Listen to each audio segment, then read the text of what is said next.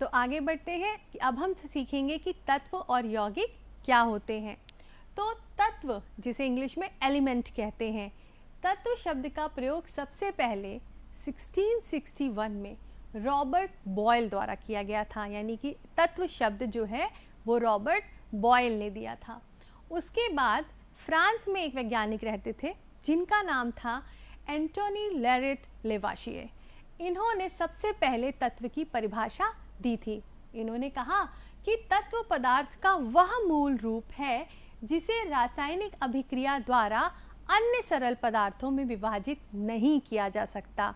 क्या कहा इन्होंने कि तत्व पदार्थ का वह मूल रूप है जिसे किसी भी रासायनिक अभिक्रिया के द्वारा अन्य सरल पदार्थों में विभाजित नहीं किया जा सकता, और तत्व के अणुओं में केवल एक ही प्रकार के परमाणु होते हैं, जैसे लोहा, सोना, ऑक्सीजन, नाइट्रोजन आदि। ये सब के सब क्या हैं? ये तत्व हैं। और जैसे कि आप इस चित्र में देख सकते हैं कि ऑक्सीजन के दो परमाणु मिलकर के ऑक्सीजन का एक अणु बना रहे हैं, ये भी एक तत्व है। दूसरा उदाहरण है नाइट्रोजन। नाइट्रोजन के यहाँ पे दो परमाणु हैं जो मिलकर के एक अणु बना रहे हैं। तो तत्व क्या हो गए? तत्व केवल एक ही प्रकार के परमाणुओं से मिलकर के बने होते हैं। और उदाहरण में हो गया आपका ऑक्सीजन, नाइट्रोजन, लोहा, सोना, ये सारे के सारे तत्व हैं। अब हम आगे बढ़ते हैं कि अब यौगिक क्या होते हैं। यौगिक जो है, यौगिक जब भी हम दो अवयवों को एक निश्चित अनुपात में मिलाते हैं, यानी कि जब हम उनका अनुपात निश्चित रखते हैं तो वो यौगिक का निर्माण करते हैं। दूसरे शब्दों में हम ये कह सकते हैं कि यौगिक के अणु दो या दो से अधिक विभिन्न प्रकार के परमाणुओं से मिलकर के बने होते हैं जिसका अनुपात निश्चित होता है। यानी कि यौगिक वे पदार्थ हो गए जिसमें जो अवयव मिले हुए हैं उनका अनुपात निश्चित है।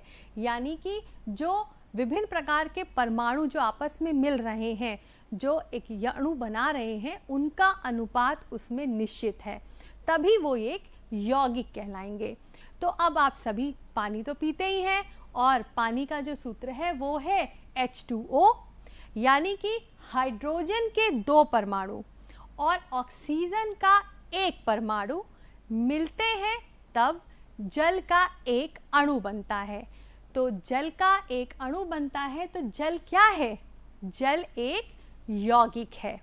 यानी कि जब कोई भी ऐसे दो या दो से अधिक परमाणुओं को जब एक निश्चित अनुपात में मिलाया जाता है तब वे एक यौगिक का निर्माण करते हैं। और यौगिक के गुण उनके अवयवी तत्वों के गुणों से सर्वथा भिन्न होते हैं। अब यहाँ एक बहुत ध्यान देने वाली बात है कि अभी हमने एक मिश्रण की बात की थी, अब हम यौगिक की बात कर रहे हैं। तो मिश्रण और यौगिक में क्या अंतर है? सबसे पहला अंतर कि मिश्रण में जब हम अवयवी तत्वों को मिलाते हैं तो उनका अनुपात निश्चित नहीं होता, लेकिन यौगिक में जब हम तत्वों, दो या दो से अधिक तत्वों को मिलाते हैं तो उनका जो अनुपात है वो निश्चित होता है। और मिश्रण में अवयवी तत्वों के जो गुण हैं वो विद्यमान रहते हैं, लेकिन यौगिक में अवयवी तत्व जो जिनसे वो मिलकर के बना है उसका गुण सर्वथा भिन्न होता है। तो यौगिक के गुण उसके अवयवी तत्वों से सर्वथा भिन्न या अलग होते हैं। तो अब आप इस चित्र में देख सकते हैं कि इसमें एक मिश्रण का चित्र दिया है और एक यौगिक का चित्र दिया है।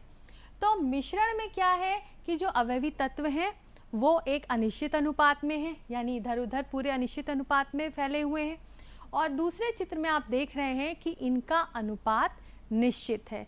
तो इस तरीके से हम यौगिक और मिश्रण में अंतर कर सकते हैं।